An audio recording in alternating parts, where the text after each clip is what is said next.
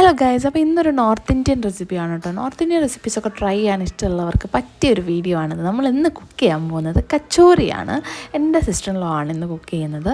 അപ്പോൾ ഇന്ന് നമ്മൾ വീട്ടിലൊക്കെ പോയതുകൊണ്ട് അവൾ വിചാരിച്ചു എന്തെങ്കിലും സ്പെഷ്യൽ ഉണ്ടാക്കാം. അങ്ങനെയാണ് നമ്മളിത് ഉണ്ടാക്കാമെന്ന് വിചാരിച്ചത്. അതിനായിട്ട് കുറച്ച് എണ്ണ ഒഴിക്കുക, അതിൽ കുറച്ച് ഗാർലിക്, പച്ചമുളക് ഇട്ട് നന്നായിട്ടൊന്ന് മൂപ്പിക്കുക. എന്നിട്ട് നമുക്ക് അതിലേക്ക് കുറച്ച് ഗ്രാം ഫ്ലവർ, അതായത് നമ്മുടെ കടലമാവും കൂടെ ആഡ് ചെയ്ത് കൊടുക്കുക.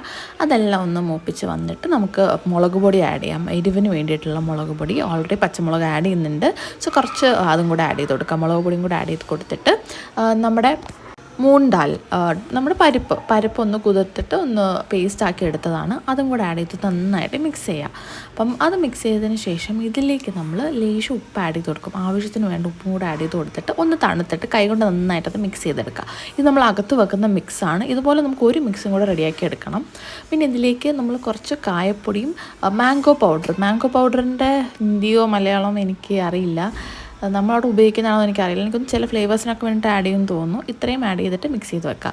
എന്നിട്ട് വേറൊരു പാത്രത്തിൽ നമ്മൾ സത്വ, അതായത് ചന പൗഡർ എന്ന് പറയുന്നത് നമ്മുടെ കടലപ്പൊടിയും സവാളയും പച്ചമുളകും ഇഞ്ചി വെളുത്തുള്ളി പച്ചമുളക് പേസ്റ്റും പിന്നെ കുറച്ച് അച്ചാറുണ്ടെങ്കിൽ അച്ചാർ, നല്ല എരിവുള്ള നല്ല പുളിയുള്ള അച്ചാർ എന്തെങ്കിലും ഉണ്ടെങ്കിൽ അതും ആഡ് ചെയ്ത് കൊടുക്കാം. എന്നിട്ട് ലേശം ഉപ്പും കൂടെ ആഡ് ചെയ്ത് കൊടുത്ത് മിക്സ് ചെയ്യുക. ഭയങ്കര ടേസ്റ്റായിരുന്നു കേട്ടോ. അത് എനിക്ക് ഭയങ്കരമായിട്ട് ഇഷ്ടപ്പെട്ടു. പിന്നെ കുറച്ച് കായപ്പൊടിയും കൂടെ ആഡ് ചെയ്ത് കൊടുക്കുക. ഇതിലും കായത്തിൻ്റെ ഫ്ലേവർ നല്ലതായിരിക്കും ഇതിൽ ആഡ് ചെയ്യുകയാണെങ്കിൽ.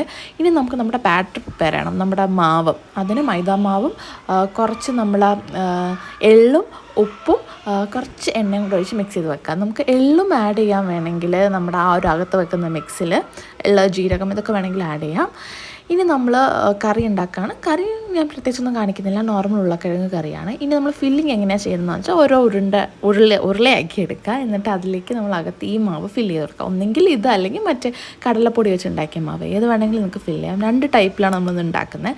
എന്നിട്ട് ഇതുപോലെ പൂരി പരത്തുന്നതൊക്കെ പരത്തിയെടുത്തിട്ട് ചൂടെണ്ണയിലിട്ട് പൂരി ചുട്ടെടുക്കുന്ന പോലെ ചുട്ടെടുക്കുക. കണ്ടോ, ഇങ്ങനെ ചുട്ട് കിട്ടും. കുഞ്ഞു സാധനമാണ് ഇത്. നമുക്ക് പൊട്ടറ്റോ കറിയുടെ കൂടെ കഴിക്കാം. അപ്പോൾ ഭയങ്കര ടേസ്റ്റായിരുന്നു കേട്ടോ. ഞാൻ വിചാരിച്ചില്ല ഇത്രയും ടേസ്റ്റ് ഉണ്ടാവുമെന്ന്. നല്ല ടേസ്റ്റായിരുന്നു ഇത്. നമുക്ക് മൈദാമാവിൽ മാത്രമല്ല, നമ്മുടെ ഗോതമ്പ് മാവിലും നമുക്കിത് റെഡിയാക്കി എടുക്കാൻ പറ്റുന്നതാണ്.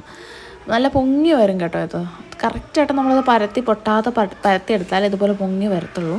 ഇല്ലെങ്കിൽ അത് പൊട്ടി അകത്തൊക്കെ ഓയിൽ കയറും. അപ്പോൾ ഇതാണ് സംഭവം.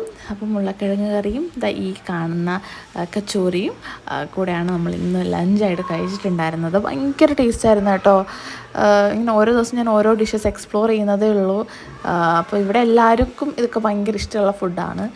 ഞാനൊക്കെ വന്നുകൊണ്ടാണ് ഇന്നൊരു സ്പെഷ്യലായിട്ട് ഇത് വെച്ചത്. ഇതൊക്കെ സ്പെഷ്യൽ ഫുഡാണ്. കുറച്ച് സമയമൊക്കെ എടുക്കുന്നതല്ലേ. സാധാരണ നമ്മൾ റൊട്ടി റൈസൊക്കെയാണ് വെക്കാറ്.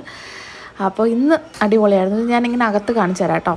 നല്ല ചൂടുണ്ട്, പക്ഷെ അകത്ത് ഇങ്ങനെ ആ ഒരു ഫില്ലിങ് നിങ്ങൾക്ക് കാണാൻ പറ്റുന്നുണ്ടാവും അല്ലേ. നല്ല ടേസ്റ്റാണത്.